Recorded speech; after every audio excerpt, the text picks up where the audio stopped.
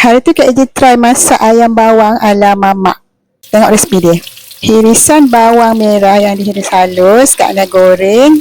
Jadikan dia bawang goreng. Cuma yang ni dia bukan bawang goreng yang garing-garing tu.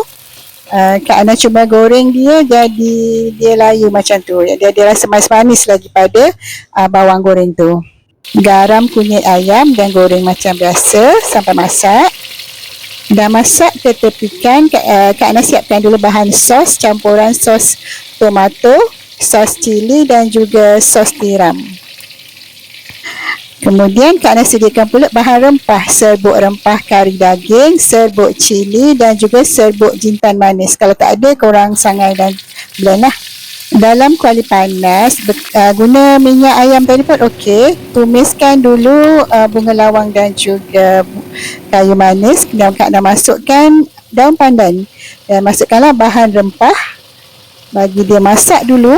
Tambah air jika terlalu kering. Kemudian masukkan bahan sos dan garam secukup rasa. Hati-hatilah sebab ayam kita dah masin.